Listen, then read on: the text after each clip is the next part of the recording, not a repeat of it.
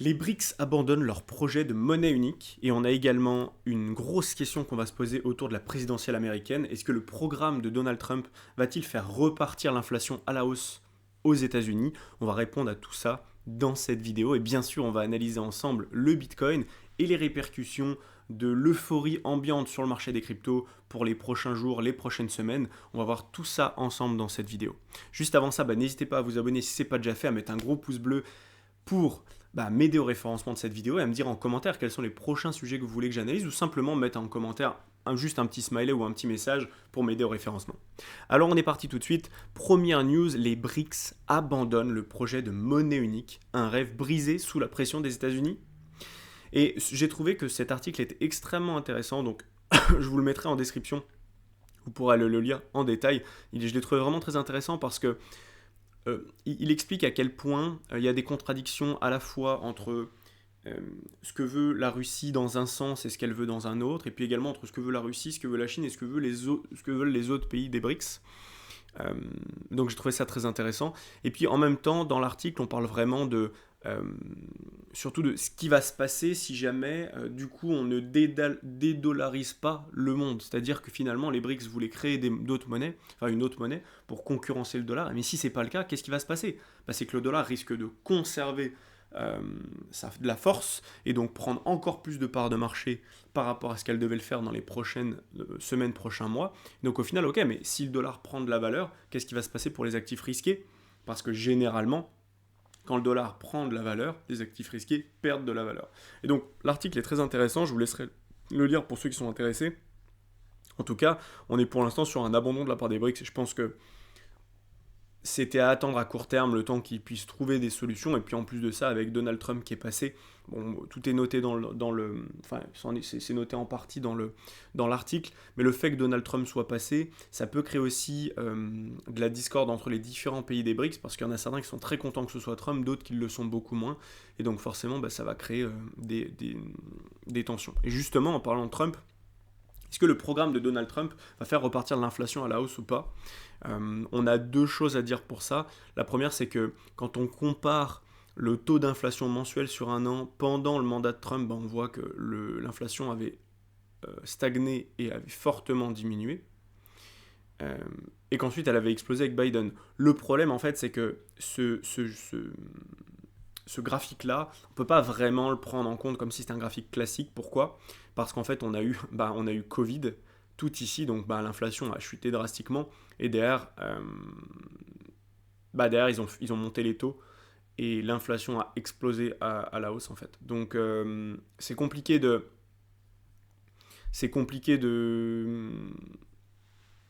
pouvoir regarder ce graphique par rapport à aujourd'hui. Il y a autre chose qui est intéressant, c'est si on regarde dans le détail de ce que veut faire Trump, c'est que globalement, il veut réduire drastiquement les importations. Euh, il veut augmenter. Il a une stratégie, une politique de protectionnisme, donc il veut augmenter beaucoup, beaucoup les taxes par rapport aux pays extérieurs. Donc ça, le problème, c'est que ça va augmenter les prix de vente aux États-Unis sur plein de produits importés. Et donc, ça risque de coûter cher pour le consommateur, tout simplement. Et ça risque de créer de l'inflation. Et en parlant d'inflation, justement, pour faire un parallèle, je vous ai déjà tout préparé, j'ai tout regardé. L'inflation aux États-Unis, pour l'instant, elle est en train de remonter forte, de remonter fort depuis septembre-octobre, depuis mi-septembre à peu près. Elle remonte très très très fort et on est déjà sur les mêmes niveaux d'inflation réelle que ce qu'on a connu en avril, mai, juin de cette année. Et donc si on continue d'accélérer comme ça, on va vite se retrouver sur des points à nouveau critiques. Euh, pour l'instant, on voit que le dollar remonte fort. Et depuis quand il remonte fort? Depuis septembre.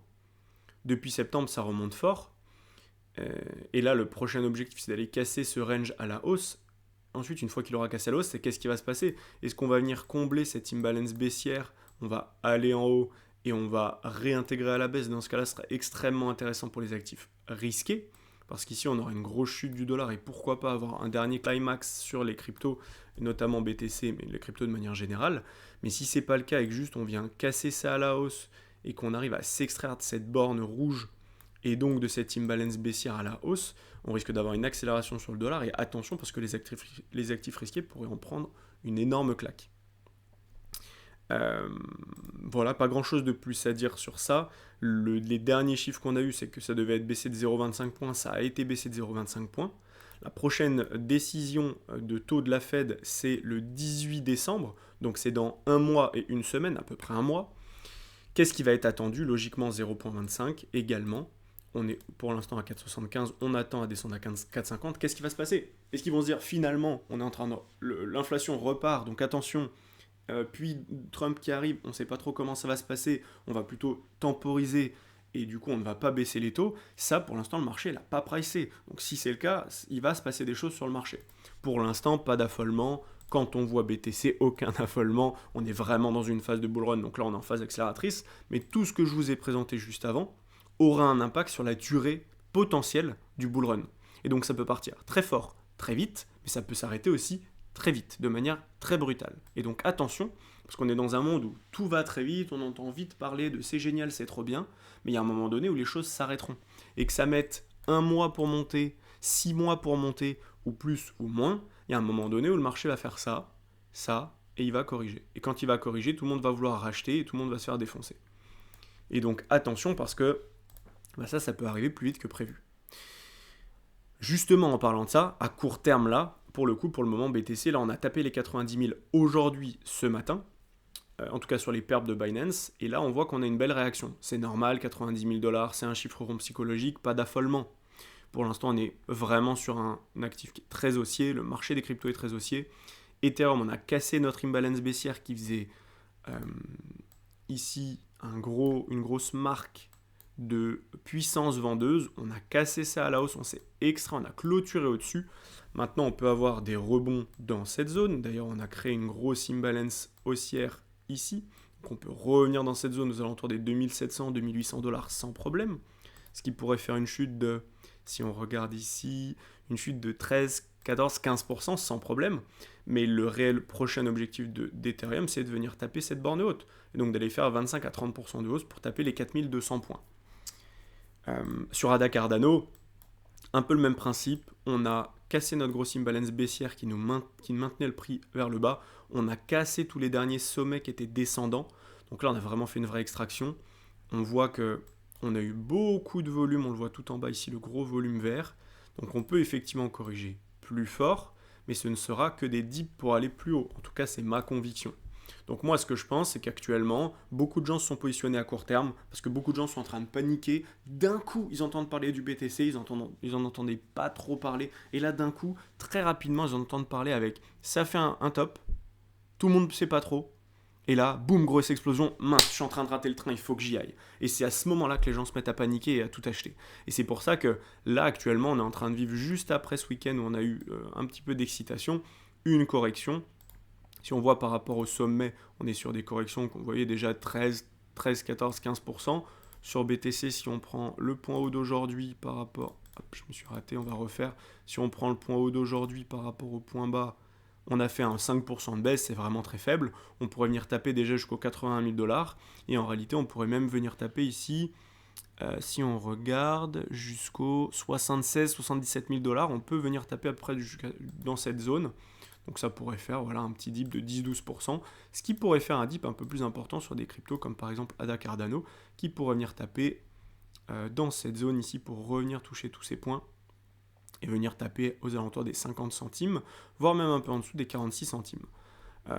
Maintenant, quand je dis ça, ça veut dire que de toute manière, il ne faut jamais avoir 100% de son capital bloqué sur les actifs, il faut toujours avoir un peu de cash au cas où. Mais si jamais vous voyez le marché commencer à dévisser, il ne faut pas paniquer.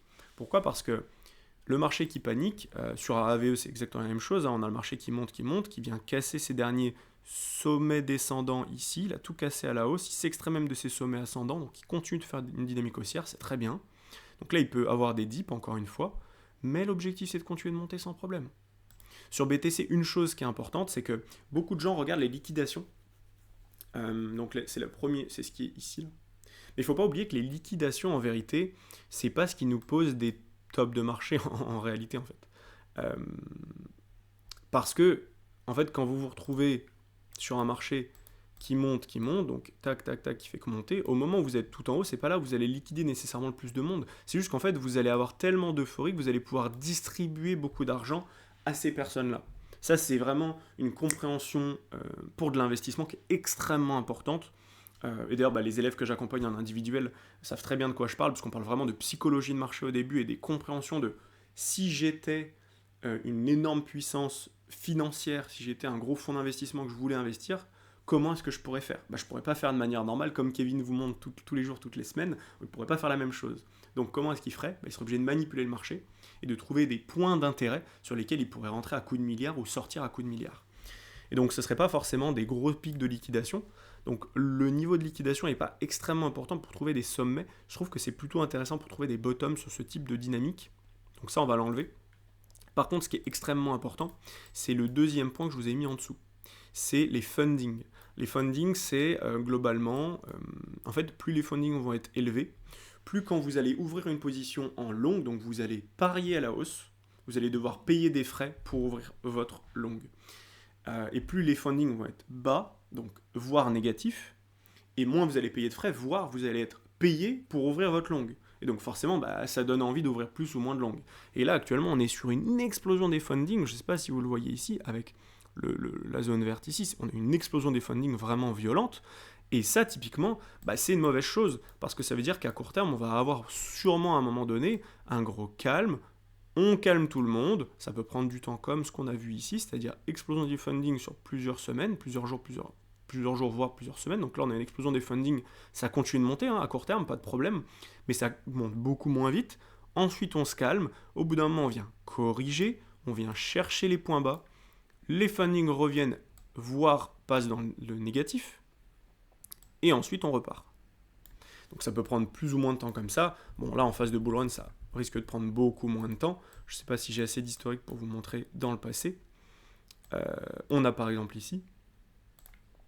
On monte, explosion des fundings, on se calme dans la hausse, on monte mais beaucoup moins fort. Au bout d'un moment, on défonce tout le monde, on vient casser tous les points bas. On repasse les fundings dans le négatif, ici. Une fois que c'est fait, on pose un gros bottom, et après on repart. Et dès que les fundings se réexcitent, on repose un top, et on se recalme à nouveau. Et donc ça, c'est vraiment ce qui risque d'arriver sur le BTC très rapidement, parce qu'on s'excite fort, beaucoup de gens veulent rentrer, et beaucoup de gens sont en train de rentrer à court terme, avec des leviers, etc. Ils sont contents. Tous les jours, je vois des gens sur Instagram, sur Facebook, m'envoyer ou mettre en story « Oh tiens, j'ai fait plus 30, plus 40, plus 50%, avec des effets de levier à droite, à gauche. » Mais sauf qu'ils ne clôturent pas leur position.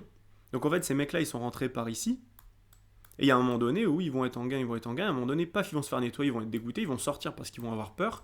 Derrière, on va poser un bottom, mais après, on va repartir. Donc là, attention à ces fundings. Ceux que ça intéresse, n'hésitez pas, vous me rajoutez sur Insta et vous me demandez comment je fais pour mettre ces fundings et comment ça fonctionne.